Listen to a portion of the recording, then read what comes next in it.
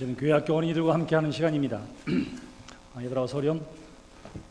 저희 교회에서는 매 주일 예배 어린이들을 초대해서 하나님의 말씀을 함께 나누고 또 축복하는 시간을 갖습니다. 여러분 주변과 이웃에 어린이들이 있으면 함께 초대해서 이 예배에 참여하게 되기를 바랍니다. 그래. 난 너희들이 가운데로 올 줄 알고 이거 깔아놨더니 어떻게 다 겸손하게 옆으로 올라오니? 뭐라고 써있어? 이게 뭐라고? 어서 오십시오. 이게 어디서 보는 거니 너희들? 집에 가면 식당이나 혹은 집 앞에 이렇게 있고 또 교회 앞에도 이렇게 들어올 때 이런 신발을 털 수 있는 매트가 있죠. 그래서 들어올 때 어떻게 하지? 털고 그리고 들어가는 거야. 자, 그러면 자, 어서 오십시오 이렇게 쓰기도 하고 또 여기서 웰컴, 어서 오세요 이렇게 사람들을 환영하는 말입니다. 여러분 집 앞에 혹은 이것이 깔려 있다면 누구를 환영하는 거야? 손님. 손님들을 향해서 어서 오세요. 또 누구? 또 누구를 환영할까? 교회 앞에 있어. 교회 문 앞에 뭐라고 써 있다고? 어서 오십시오. 누구를 향해서 어서 오세요 환영하는 걸까? 교회 사람. 또 너희들? 너희들도 환영해. 또 맞아, 목사님도 환영하겠지. 또 하나님도 우리 교회 와주세요. 또 예수님도. 그래, 보면은 어떠냐면 모든 사람들을 향해서 뭐라고 그래? 어서 오십시오 이렇게 이야기하는 거예요. 모든 사람들. 여기에 굉장히 가난한 사람이 있어요. 그런 사람도 교회에 들어올 때는 뭐라고 그래? 어서 오십시오. 굉장히 아프고 병들었어요. 그래서 허리를 잘 못 펴. 그래도 뭐라 그래? 어서 오십시오. 세상에서 어떻게 하다 보니까 큰 사고도 치고 그래서 저 감옥에도 갔다 온 사람이 있어요. 그 사람이 나와서 지금 교회에 들어와. 뭐라 그래요? 어서 오십시오. 그래, 맞아. 교회 앞에는 늘 사람들을 향해서 뭐라고 이야기하느냐면 어서 오십시오. 여러분들을 환영합니다. 그렇게 이야기합니다. 어떤 사람이라 하더라도 병들었거나 가난하거나 연약하거나 피부색이 다르거나 혹은 세상에서 좀 흉악한 소리를 듣거나 손가락질 당하는 사람이라 하더라도 교회에 나오는 모든 사람들을 향해서 뭐라고 이야기한다고? 어서 오십시오. 그래. 왜? 어서 와. 어서 와. 늦어도 어서 와. 그래, 반가워. 자, 모든 사람들을 향해서 이렇게 어서 오십시오 라고 하는 이유는 예수님께서 우리에게 말씀하셨어요. 수고하고 무거운 짐진 자들아 다 내게로 오라. 예수님께서 이렇게 말씀하셨습니다.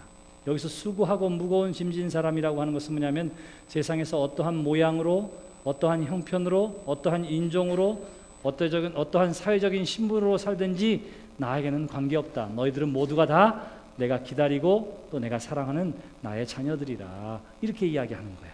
그래서 누구나 하더라도 교회는 어떻게 해야 된다고요? 뭐라고 이야기해?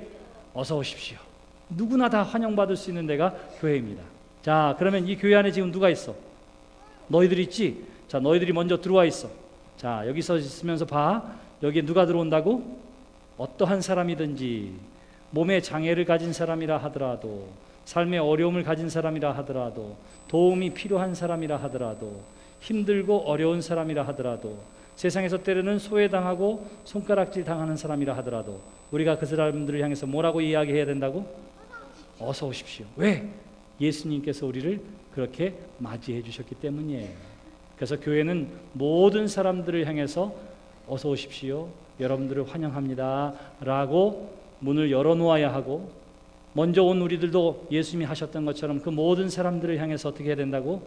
여러분들을 환영합니다. 어서 오세요. 맞이할 수 있는 우리 연희교회 교회학교 어린이들이 되기를 주님의 이름으로 기원합니다. 여러분들이 예배 가운데 있을 때도 마찬가지고 여러분들을 학교에서 괴롭혔던 친구가 이 안으로 들어올 때도 우리가 어떻게 한다고? 어서 오십시오. 여러분들을 환영합니다. 왜? 주님이 그렇게 하셨기 때문이에요. 그 환영이 저와 여러분들을 이곳에 머무르게 했으니 이제 계속되어지는 이 교회에 들어오는 모든 사람들을 향해서 예수님이 우리를 맞았던 것처럼 여러분들도 환영하는 마음으로 어서 오십시오. 반갑습니다. 맞이하고 또 함께 신앙의 삶을 살아가는 여러분 모두가 되기를 주님의 이름으로 기원합니다. 우리 일어나서 서로를 위해 축복하며 찬양할까요?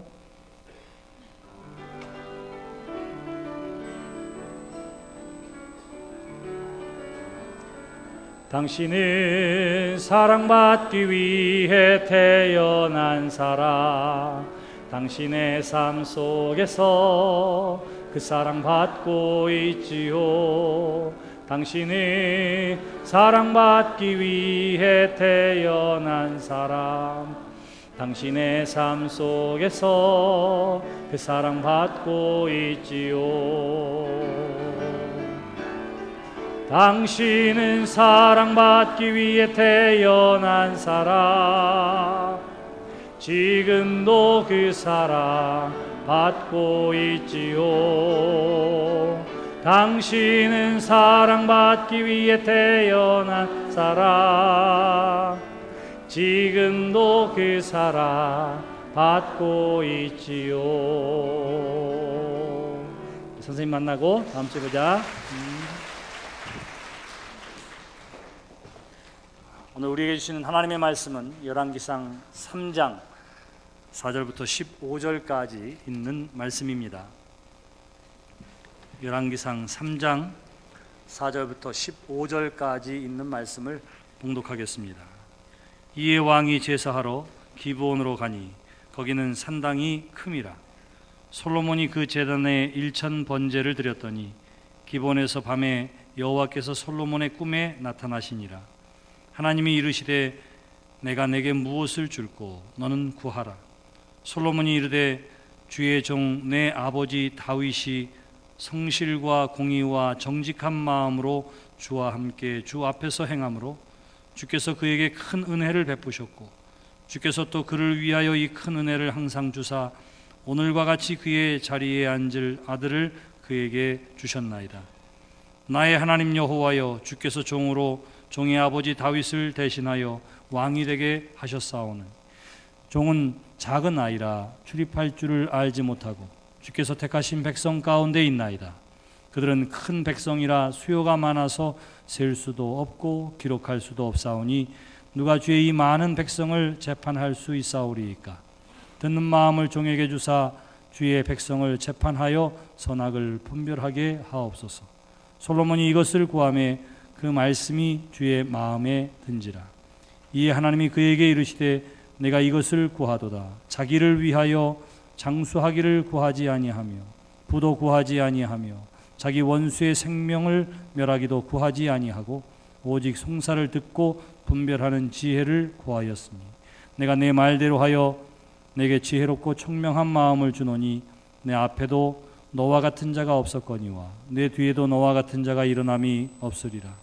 내가 또 내가 구하지 아니한 부귀와 영광도 내게 주노니 내 평생의 왕들 중에 너와 같은 자가 없을 것이라. 네가 만일 내 아버지 다윗이 행함같이 내 길로 행하며 내 법도와 명령을 지키면 내가 또 내 날을 길게 하리라.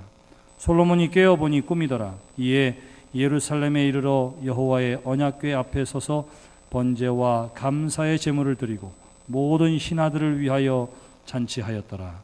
이것이 오늘 우리에게 주시는 하나님의 말씀입니다. 오늘 우리가 함께 그 본문 말씀에는 하나님으로부터 백지수표를 받은 한 사람에 대한 이야기가 나와 있습니다. 오늘 성경에 보니까 내가 내게 무엇을 줄꼬 하나님께서 이렇게 솔로몬에게 물었던 것이지요. 자, 하나님께서 내가 너를 위해서 무엇 해줄까? 이렇게 했던 이 하나님의 응답은 엄밀하게는 솔로몬에만 주어진 그러한 말씀은 아닙니다. 왜냐하면 이미 예수님 시대에도 예수님 앞에 나온 문둥병자에게 내가 내게 무엇 해주기를 원하느냐, 제가 낫기를 원합니다. 하나님께서 그의 질병을 고쳐주신 줄 믿습니다. 소경이 주님 앞에 나왔습니다. 예수님께서 물었습니다. 내가 너를 위해 무엇을 해줄꼬 하니 저가 보기를 원하나이다. 그가 눈을 뜨게 된 줄 믿습니다. 그러니까 여기에 내가 너를 위해 무엇 해줄꼬 하는 이 백지수표와 같은 은혜와 은총은 하나님 앞에 나오는 모든 사람들에게 주신 하나님의 응답이다. 이렇게 이야기할 수가 있을 것입니다. 하나님이 어떠한 사람들에게 그렇게 이야기하실까요? 오늘 우리가 함께 읽은 솔로몬에 대한 이야기가 3장부터 11장까지 계속되어지는 것을 보게 됩니다. 그런데 3장 1절로부터 3절까지의 말씀에 보시면 솔로몬이 어떠했는지를 우리에게 소개하면서 무엇보다 그 아버지 다윗의 신앙을 본받는 훌륭한 그리고 온전한 신앙의 기본이 되어 있는 사람이라 성경은 그렇게 이야기합니다. 그리고는 하나님을 또한 잘 섬기는 믿음의 사람이었음을 성경이 이야기하고 있습니다. 그러나 꼭 그것만을 이야기하는 것은 아니에요. 이 솔로몬이 가지고 있었던 결정적인 단점 또한 거짓 없이 그대로 이야기하는 것을 보게 됩니다. 3장 1절에 보시면 이 솔로몬이 누구와 결혼을 하느냐 하면 애굽의 공주와 결혼을 하게 됩니다. 그 당시에 가장 강대국이었던 애굽의 사위가 되는 거예요. 히브리 성경 원문 그대로 읽는다고 할 것 같으면 솔로몬이 자신의 몸을 드렸다 이렇게 표현하고 있습니다. 누구에게? 애굽의 왕에게. 자, 이와 같이 애굽의 바로의 사위가 된 이러한 정략 결혼을 통해서 그는 그 나라의 안정을 꾀하려고 했던 거예요. 정치적인 이유가 그 정략 결혼 안에 있었던 것입니다. 본래대로 말한다면 할례받지 않은 이방의 민족과 결혼하는 것은 율법에 맞지 않는 일이었어요. 그럼에도 불구하고 어떻게 하느냐 하면 나라를 다스림에 있어서 정치적인 안정을 꾀하기 위해 애굽 바로의 사위가 되었다. 성경은 그렇게 이야기합니다. 3절에 보시면 저가 하나님의 법대로 하나님의 말씀대로 살려고 했지만 이스라엘에 있었던 산당을 제하지는 아니하였다. 그렇게 이야기해요. 이 산당이 뭐냐 하면 출애굽한 이스라엘 백성들이 가나안 땅을 정복하고 들어왔을 때에 이미 그 땅에 살던 원주민들이 있었습니다. 근데 그 원주민들이 우상을 숭배하기 위해 만들어 놓은 신전들, 지방마다 지역마다 있었던 작은 신전들을 우리가 산당이라고 이야기해요. 그래서 거기는 우상 숭배의 예배 장소였고 우상 숭배를 위해서 온갖 불결하고 부도덕한 일들이 자행되어졌던 것이 바로 산당이었습니다. 그럼에도 불구하고 솔로몬이 어떻게 하느냐면 그 산당을 다 제하여 버리지 않았다. 성경은 그렇게 이야기함으로 말미암아 장차 솔로몬이 하나님의 법을 떠나고 우상 숭배에 빠질 가능성이 있었음을 숨기지 않고 이야기하고 있는 거예요. 자, 1절과 3절까지 나와있는 그것입니다. 인간적인 방법으로 나라를 다스려 보려고 했다. 여전히 그는 산당을 제하여 버리지 않았다 라고 이야기함으로 말미암아 솔로몬의 약점 그리고 그의 부족한 점을 그대로 이야기하고 있는 것입니다. 그리고 우리가 함께 읽은 4절에 가면 그제서야 이에 솔로몬이 기브온에 가서 그것에서 하나님 앞에 1천 번제를 드렸다. 성경은 그렇게 이야기합니다. 내 뜻대로 좀 해보려고 했어요. 내 생각대로 좀 해보려고 했습니다. 그런데 이거는 안 되는구나 하는 것을 깨달은 것이죠. 그리고 나서는 어떻게 하느냐 하면 하나님 앞에 나아갔다. 성경은 그렇게 이야기합니다. 그리고는 그가 하나님 앞에서 어떻게 1천 번제를 드렸는지가 나와 있어요. 성경은 뭐라고 하면 기브온에 있는 큰 산당에서 1천 번제를 드렸다. 그렇게 이야기합니다. 저 뒤에 15절에 보시면 예루살렘에 하나님의 언약궤가 있는데 나중에 감사 기도를 드릴 때는 그 하나님의 언약궤 앞에서 번제와 그리고 감사의 제물을 드려요. 근데 그 전에 1천 번제를 드린 장소는 어디냐 하면 기브온의 큰 산당이라 그렇게 이야기합니다. 이런저런 산당들이 많이 있었는데 제일 큰 산당에 올라가서는 왜? 그래도 내가 왕인데 그런 권위를 가지고 가서 하나님 앞에 제물을 드렸던 거예요. 1천 번제라고 하는 의미는 적어도 1천의 희생 제물을 드릴 만큼 최고와 최선의 예배를 드렸다 하는 의미를 가지고 있습니다. 다시 말하면 솔로몬이 일정 기간을 정하여 놓고는 오로지 하나님 앞에 예배하는 일을 위해 적어도 1000개의 제물을 가지고 하나님 앞에 예배했다. 그런 뜻을 가지고 있어요. 그래서 이것은 어떤 의미냐면 하나님 앞에 최고의 예배, 최선의 예배를 시간을 정해놓고 드렸다. 바로 이것이 1천 번제가 가지고 있는 의미입니다. 하나님께서 1천 번제를 보셨어요. 그리고는 받으셨습니다. 그리고는 하나님께서 그 밤에 꿈 가운데에 친히 솔로몬에게 나타나셔서 이야기합니다. 내가 내게 무엇을 해줄까? 내가 너를 위해 뭘 해줄까? 그렇게 이야기합니다. 자, 보세요. 솔로몬이 그때까지 온전했습니까? 완벽한 신앙생활을 했습니까? 아니에요. 아닙니다. 자기 방법, 자기 생각대로 해보려고 노력하기도 하고, 하나님 없는 것처럼 일하는 것처럼 보이기도 하고, 그리고 온전히 우상숭배를 다 멸하지도 못하는 신앙적으로 좀 더 부족한 상태에 있었어요. 그럼에도 불구하고 하나님 앞에 최고와 최선의 예배, 정성을 다하여 드려지는 예배 가운데 하나님께서 말씀하십니다. 내가 내게 무엇을 해줄꼬? 오늘 이 예배에 나와 있는 저와 여러분들도 마찬가지입니다. 세상에서 우리가 온전하고도 완전하고도 하나님의 뜻 가운데에 살았느냐? 그러면 그렇지 못한 사람들이에요. 우리가 다 그렇지 못한 사람입니다. 그런데 어떠한 사람에게 하나님이 응답하세요?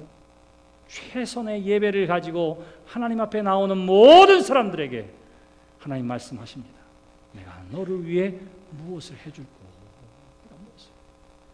자, 솔로몬이 완전했기 때문에, 흠없기 때문에 하나님이 말씀하신 것이 아니라 부족함도 있었고 연약한 점도 있었고 자기의 꾀를 가지고 살 때도 있었지만 온전한 최선의 예배 가운데에 하나님께서 말씀해 주신 줄 믿습니다.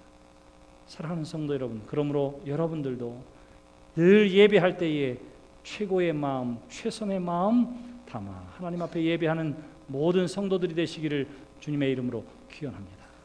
자, 순서가 중요해요. 하나님께서 이렇게 말씀하셨습니다. 그랬더니 이 말씀을 들은 이 솔로몬이 뭐라고 이야기하느냐면 중요한 내용을 이렇게 이야기합니다. 하나님, 제가 왕이 된 것은 다 하나님의 은혜입니다. 이런 신앙의 고백을 하는 솔로몬의 모습을 우리가 보게 되는 거예요. 아버지 잘 만나서 그랬다고 얘기하지 않아요. 하나님께서 우리 아버지에게 복을 주시고 하나님께서 나에게 복을 주셔서 내가 이 나라의 왕이 되었으니 이 모든 것이 다 하나님의 은혜입니다. 이렇게 고백을 하고 있는 것입니다. 여러분, 하나님의 은혜를 고백할 것이 많은 인생 되기를 주님의 이름으로 축원합니다. 다 하나님의 은혜입니다. 은근히 자랑하려고 하지도 말고요, 은근히 내세우려고 하지도 말고요, 그저 하나님 앞에서 힘을 좀 빼시기를 바랍니다. 뭐라고 이야기한다고요? 이 모든 것이 하나님의 은혜입니다.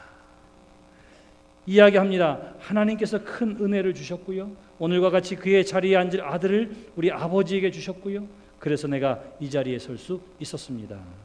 왕위에 오름은 하나님의 은혜라, 이렇게 고백하는 거예요. 두 번째 또 하나의 고백이 있습니다. 그것이 바로 7절 말씀에 나와 있습니다. 나의 하나님 여호와여, 주께서 종으로 종의 아버지 다윗을 대신하여 왕이 되게 하셨사오나 종은 작은 아이라 출입할 줄을 알지 못하고. 그래요. 자기를 뭐라고 고백한다고요? 나는 작은 아이입니다. 이렇게 이야기하는 것을 보게 됩니다. 이스라엘의 전통에 의하면 솔로몬이 왕위에 오른 때는 12살일 것이다, 이렇게 이야기해요. 그러나 계속되어지는 말씀 가운데 보면 솔로몬이 왕위에 올라서 40년을 통치합니다. 그리고는 그의 아들 르호보암이 왕위에 오른 때가 41세라 그렇게 이야기해요. 그러니까 솔로몬이 적어도 왕위에 오를 때는 뭐예요? 이 아이가 있을 나이였습니다. 그러니까 그렇게 어린 나이가 아니었다, 이렇게 이야기할 수 있어요. 그럼에도 불구하고 자기를 뭐라고 이야기하느냐 하면 앞뒤도 분간 못할 어린아이와 같습니다. 하나님 앞에 이렇게 고백하고 있는 것입니다. 실제로 어려서 어리다고 얘기한 게 아니라 전능하신 하나님에 비하며 하나님이 나에게 베풀어 주신 그 놀라운 은혜와 은총을 감당하기에는 그저 나는 어린아이같이 연약한 존재입니다. 하나님 앞에 이렇게 겸손하게 고백을 하고 있는 거예요. 다시 말하면, 하나님, 나는 미련해요. 나 같은 사람이 어떻게 해요? 겸손하게 하나님 앞에 자신을 고백하는 것을 보게 됩니다. 여러분들은 하나님 앞에 나와서 여러분들은 뭐라고 고백합니까? 하나님, 내가 이번 한 주간 뭐 했는지 아시죠? 바리새인처럼 그렇게 이야기할 수 있을까요? 내가 하나님을 위해서 헌신하는 게 어떤 건지 아시지요? 내가 얼마나 금식하며 하나님 앞에 기도했는지 아시지요? 사람들이 나한테 뭐라 그러는지 주님 아시지요? 여러분 가운데 혹시 그렇게 생각하는 사람 있어요? 솔로몬을 보시기를 바랍니다. 나는 어린아이 같습니다. 나는 너무 연약합니다. 나는 너무 미련합니다. 그 얘기는 뭐예요? 그래서 누가 필요해요? 그래서 하나님이 내게 필요합니다. 그래서 하나님이 필요합니다. 나는 죄인입니다. 그렇기 때문에 예수 그리스도의 보혈의 공로가 필요한 사람입니다. 나는 미련한 사람입니다. 그래서 하나님의 지혜가 필요합니다. 나는 겁 많은 사람입니다. 그래서 하나님의 주시는 용기가 나에게 필요합니다. 하나님 앞에 겸손히 무릎 꿇는 솔로몬의 모습을 우리가 보게 되는 것입니다. 세 번째 고백이 나와 있어요. 그것은 뭐냐 하면 그가 이렇게 이야기합니다. 하나님이 내게 주신 백성들이 얼마나 많이 있는지 모릅니다. 나는 그 사람들을 다 셀 수도 기록할 수 없는데 어떻게 이 많은 백성을 재판할 수 있사오리까? 여기서 재판한다라고 하는 말은 또 다른 말로는 다스린다 이런 말을 가지고 있습니다. 다시 말하면 하나님께서 부흥케 하시고 잘 살게 하시고 성장하게 하는 이 나라를 다스리기에 나는 너무 부족한 사람입니다. 그렇게 이야기하는 거예요. 그리고는 한 걸음 더 나아가서 이렇게 이야기합니다. 듣는 마음을 종에게 주사 주의 백성을 재판하여 선악을 분별하게 하옵소서. 다시 말하면 세 번째 솔로몬의 고백은 뭐냐면 바른 것을 구했다 하는 것입니다. 바른 것이 뭐예요?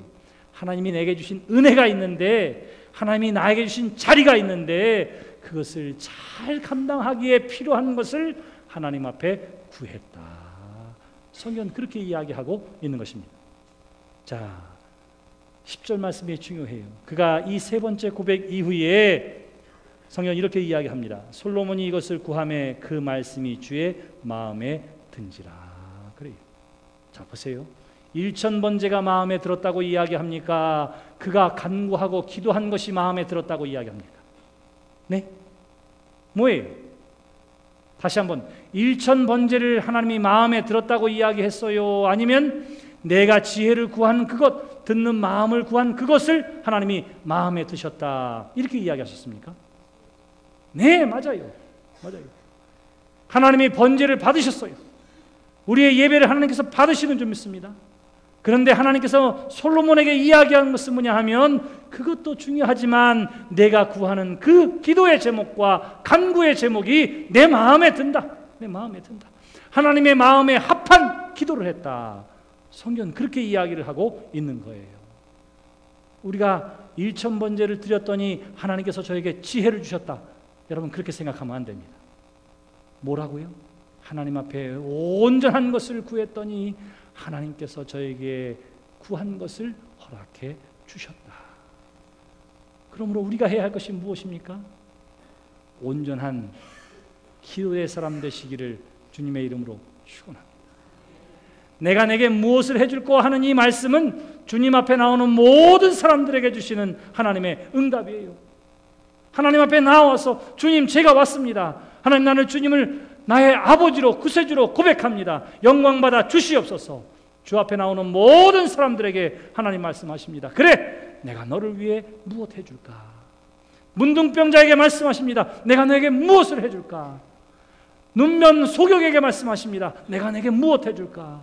그리고 이 시간 주님 앞에 나와 예배하는 저와 여러분들에게 동일하게 하나님 말씀해 주시는 그 음성을 들으시기를 바랍니다. 내가 너희를 위해 너를 위해 무엇 해줄꼬? 솔로몬이 구한 것이 무엇입니까? 하나님이 나에게 주신 사명이 있는데 이 사명 감당하는 데 필요한 것을 주세요. 나에게 듣는 마음을 통해서 지혜를 가지고 이 백성들을 다스리게 해 주시옵소서. 바로 그것이 솔로몬의 기도였습니다. 자, 보세요. 하나님이 그에게 말씀하십니다. 자기를 위하여 내가 장수하기를 혹은 부를 구하지도 아니하고 원수의 생명 멸하기를 구하지도 아니하고 오직 송사를 듣고 분별하는 지혜를 구하였으니 내가 내 말대로 내게 지혜롭고 총명한 마음을 주노라. 그렇게 말씀하세요. 자, 중요한 건 뭐예요? 나를 위해서 구한 게 아니라 누구를 위해서? 하나님의 영광을 위해서, 나의 사명을 위해서 하나님 앞에 기도했더니 하나님의 마음에 흡족한 기도가 되었다.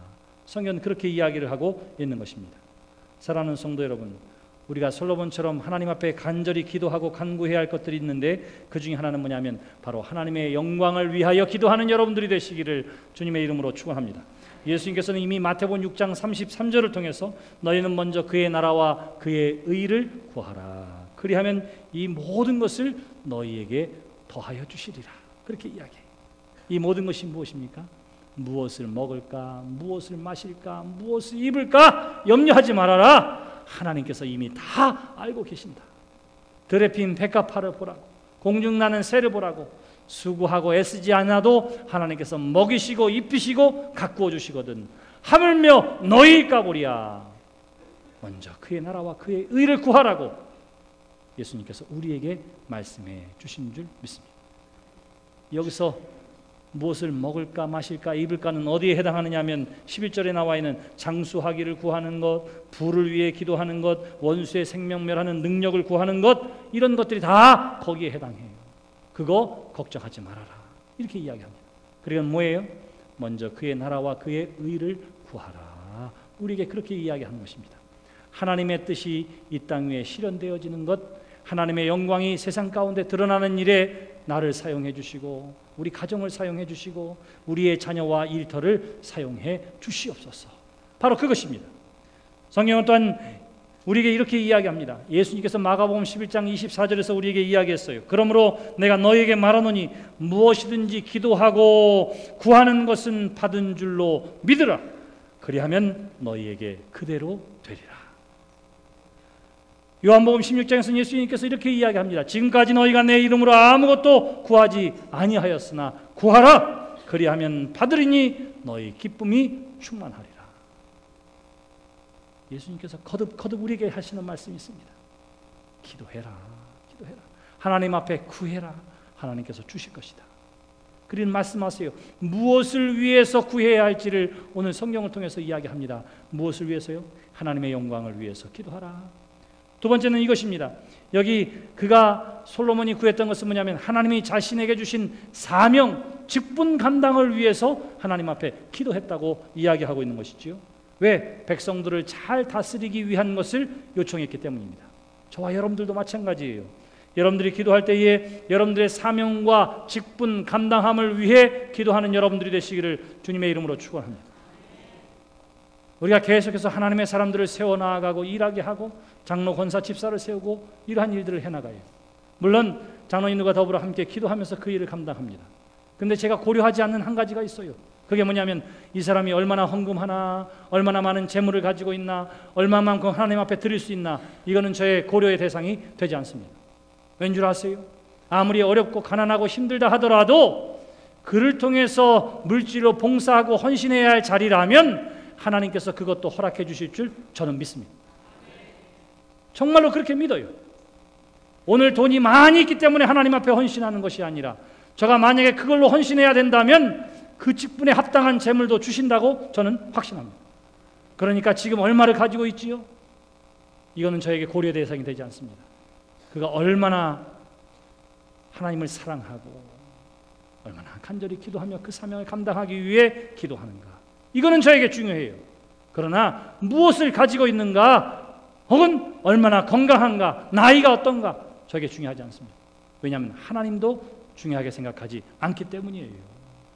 사랑하는 성도 여러분, 여러분들이 부름받은 그 자리에서 사명 감당을 위해서, 직분 감당을 위해서 하나님 앞에 구하는 여러분들이 되시기를 주님의 이름으로 축원합니다.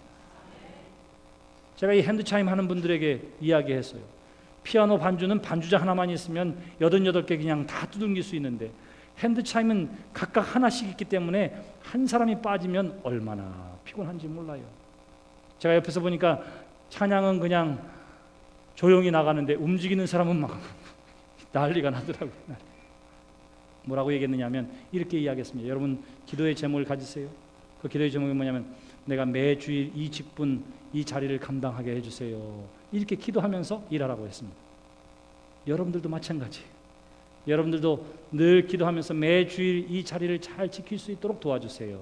여러분 기도하는 찬양대가 되시기를 바랍니다. 적어도 그렇게 한다면 여러분들이 때로는 아플 수 있어요. 그러나 저는 일주일 이상 병드는 일은 없으리라 그렇게 확신합니다. 성경은 우리에게 이렇게 이야기해요. 시편 37편에 보시면 여호와께서 사람의 걸음을 정하시고 그 길을 인도하시나니 저는 넘어지나 그렇게 이야기합니다. 하나님께서 사람의 걸음을 정하시고 하나님께서 인도하세요. 근데 뭐라고 이야기한다고요? 저는 넘어질 때가 있다. 그렇게 이야기합니다. 넘어질 때가 있대요.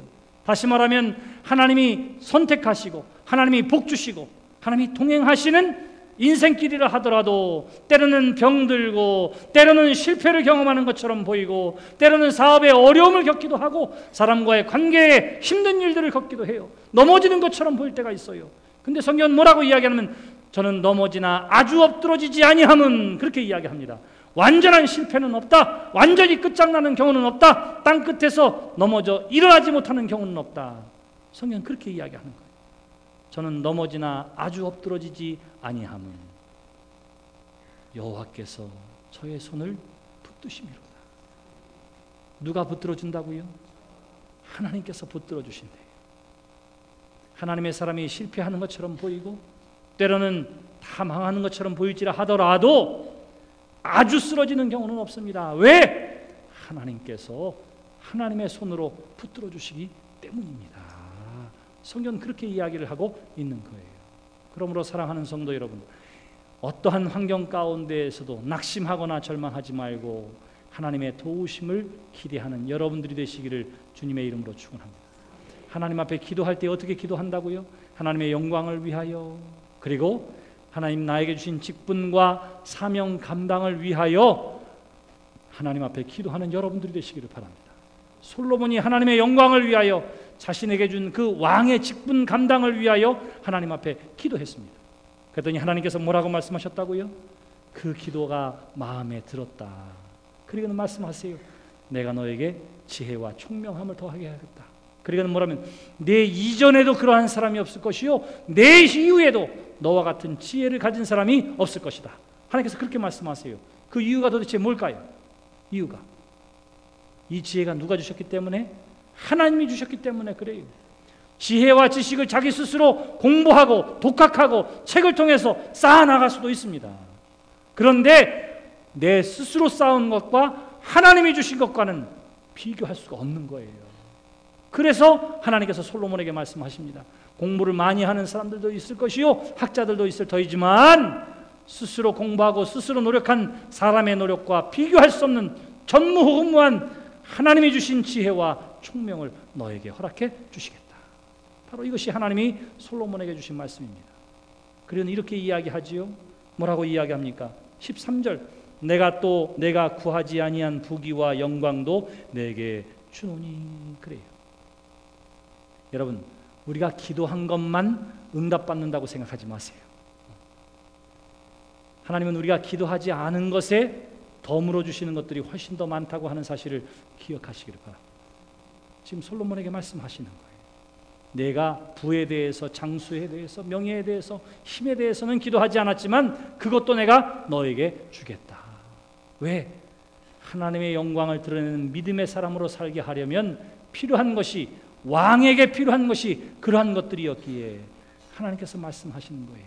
내가 구하지 아니한 것까지도 내가 너에게 주겠다. 사랑하는 성도 여러분, 저는 이 자리에 나와 있는 우리 모두가 다 오늘 이 아침에 하나님의 음성을 듣게 되시기를 주님의 이름으로 축원합니다. 내가 너를 위해 무엇을 해줄고 하는 거예요.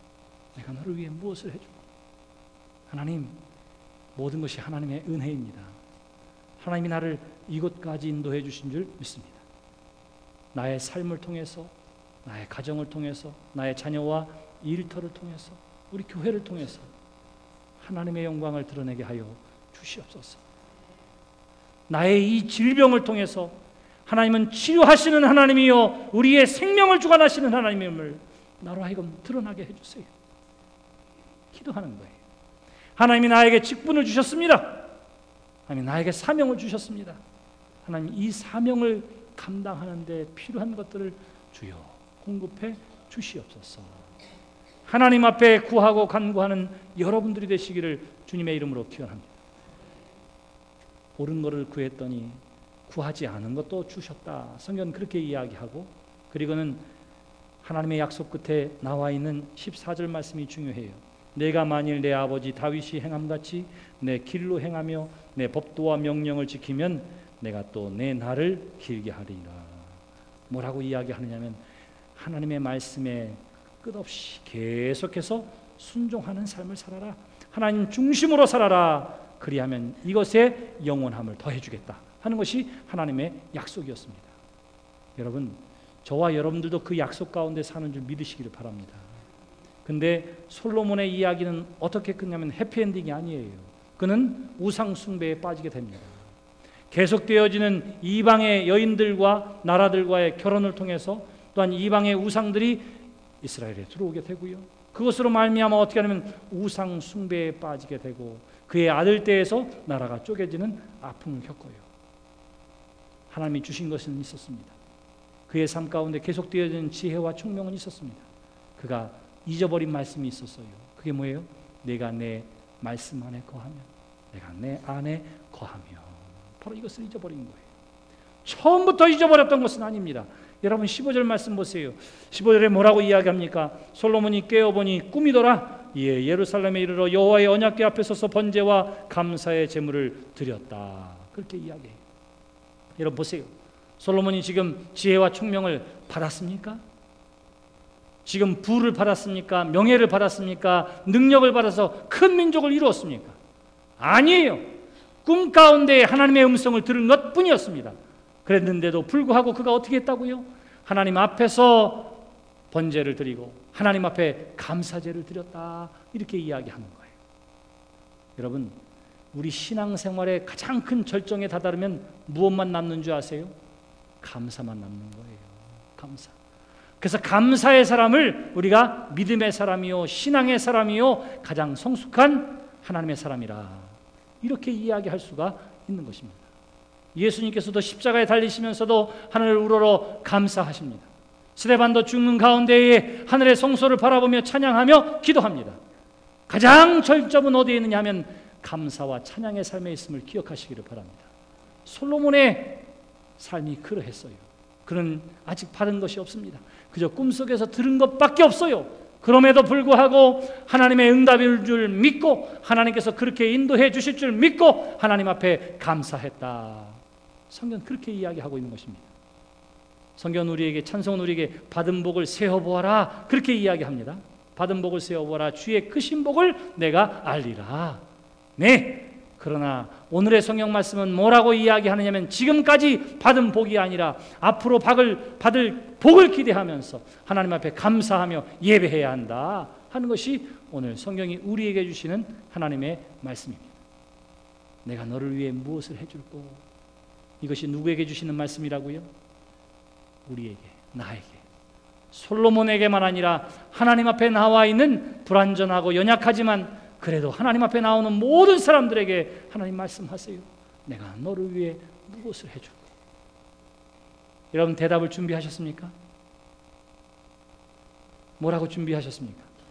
나의 나됨은 지금까지 다 하나님의 은혜였습니다. 나를 이 자리에 세워주셨으니 이 사명을 감당할 수 있도록 그로 말미암아 하나님의 영광을 드러내는 나 자신의 삶으로 주여 인도하여 주시옵소서. 내가 늘 주의 법도를 떠나지 않고 말씀 가운데 살게 하여 주시옵소서. 하나님께서 그러한 삶을 그러한 가정으로 그러한 우리의 자녀들로 그러한 일터로 책임져 주실 줄 믿고 이 시간 하나님 앞에 감사와 영광을 돌립니다.